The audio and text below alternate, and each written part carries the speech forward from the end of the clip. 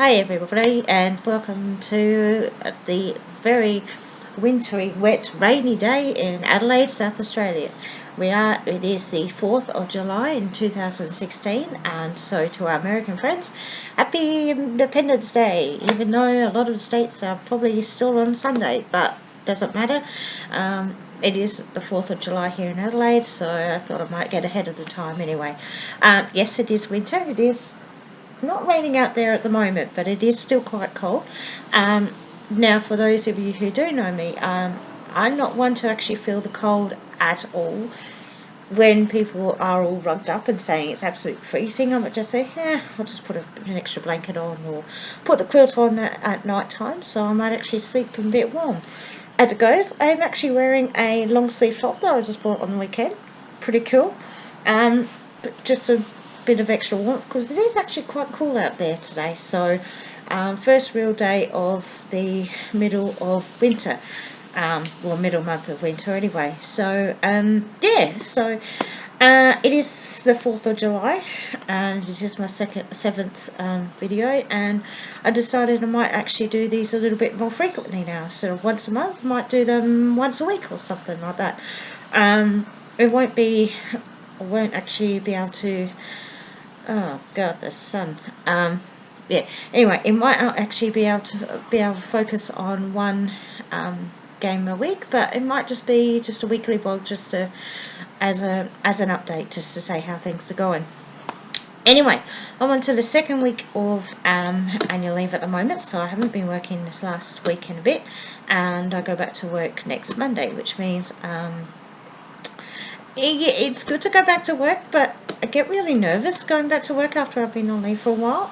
Don't know why. It just, in the back of my mind, it just seems like, I don't know, it just feels like things are going to go wrong or something like that. So I tend to get very nervous going back to work after a few weeks off. Even just 1 week off or 1 day off, I feel like I've missed out on so much. Anyway, so I didn't work last week, and I've got all this week off, which is great. So I enjoy my weeks off. So I haven't decided really what I want to do yet. I did go and see Conjuring 2 on the weekend. Went shopping with a couple of tops for the winter months, which is fine. So I went to see Conjuring 2 on the weekend, which is really, really cool. It's horror movie. I am a horror movie buff, so I like to be scared. I like to scare myself with horror movies like Annabelle and The Conjuring and Conjuring 2 and all the Saw movies and Final Destination movies and stuff like that.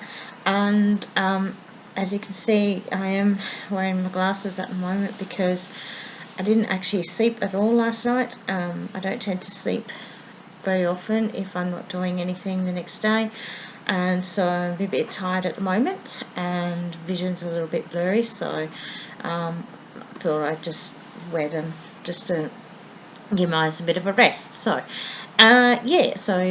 just try and ignore the glare on the lenses, or try and minimize that. Actually, I'll just monitor.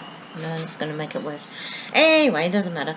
So so the game I chose to focus on this month is called, it's a really old game, and it's actually a sequel to an original game called The Guild, and it's actually called Europa 1400. Now, as the name suggests, you're actually a citizen in the continent of Europe in the year of 1400. Now, the goal is to build up a legacy in the style of Sims, really building up a city, competing with other computer or AI characters in more of a SimCity style of gameplay. So yeah, you got an idea of what the games are like. So you've got Sims and the SimCity mushed in together, and you've got a citizen living in the continent of Europe. One of the cities, I think it's like 6 cities that you can choose from, each with their own pros and cons, depending on how big the city is.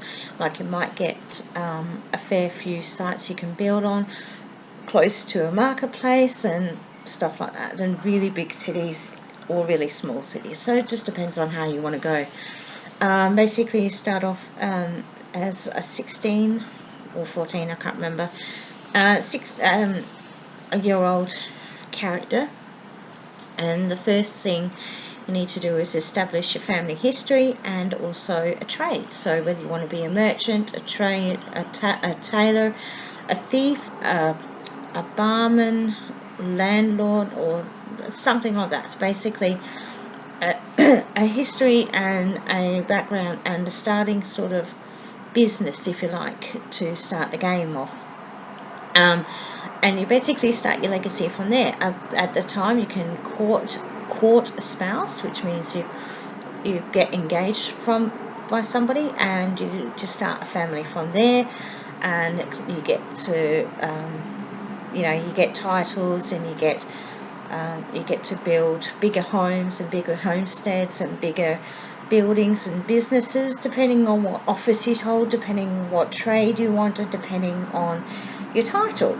Now, the game is really, really good. It can go up. I think it's limited to 400 game years, but from what I've read and from what I've heard, you can actually go on longer than that. But sorry, the buildings don't actually change over time. They stay on sort of the look and feel of an old-fashioned buildings from the 1500s. So you get the choice as to whether you want to go on or whether you want to stay in the area that you are. Basically because of the fact that the buildings and the gameplay doesn't really change very much. Now, the gameplay is actually really random. All the events that happen come up really random. You're not going to have the same gameplay twice in a row, so there's a lot of replay value, and you get to actually compete with other dynasties. They call them dynasties, and some people might call them legacies, as in sorry, as in family that goes on generation to generation to generation. Now, I first played this game about 15-20 years ago, around that much, because I know I was at school and I have a bit of an issue trying to work out how far back things go, so it would have been around 15-20 years ago. It was alright. I didn't really get very far. This month I focused on it because I wanted to see how far I got. Now, I actually got pretty far, and then the bloody game said, no, you're not doing it anymore, and just reset all my progress. So basically it took me right back to the beginning of the whole game. Now, I just said, come on, I got so far. It auto saves the game every single game day, and I tend to save games quite often anyway. So this isn't just one day's game. This is going over, over the 4 weeks, or over, a good few hours of gameplay, really.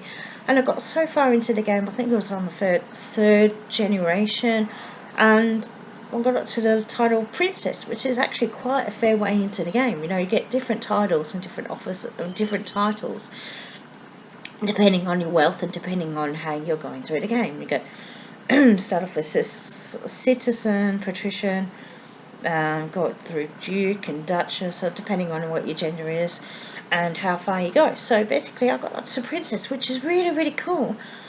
And then a day or two after, I got in, and it said, no, I'm right back to the beginning. I was like, come on, really? A game doesn't do that. Anyway, so that's the game I focused on at the moment. Basically, you make a business, you manufacture goods from materials that you either find yourselves or you get from the market or you buy from other people, other players in the game. So it's really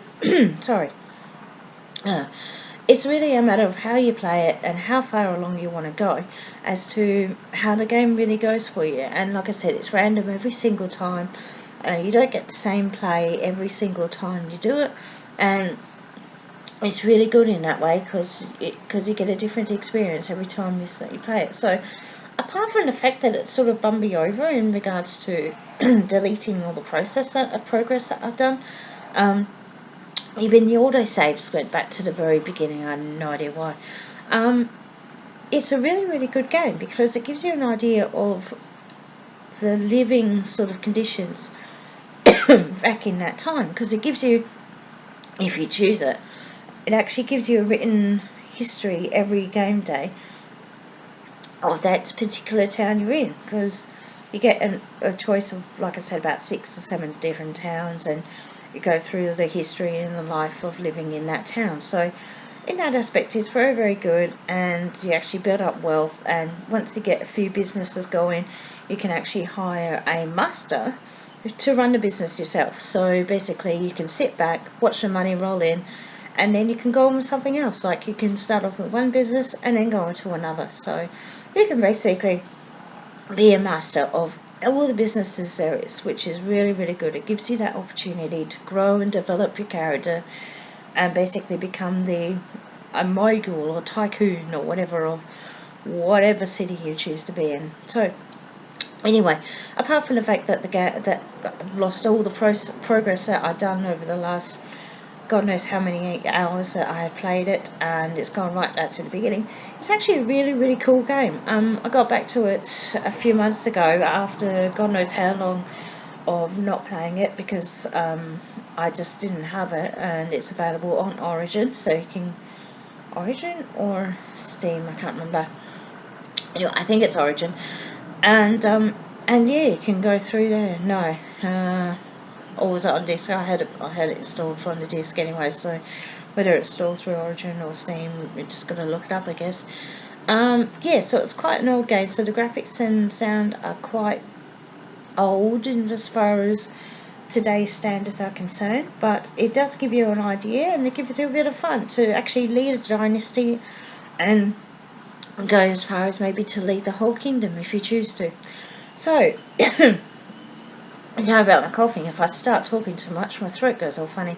Anyway, so I'll leave it there, and probably next week I'll do another video. So I will do one every week now instead of every month, because I've got the feeling that what I'm doing is right, and nobody's called up on anything that's wrong at the moment. So anyway, thank you for watching, and hope you enjoy your day, and happy Independence Day for our American friends, and hope the weather fares you well.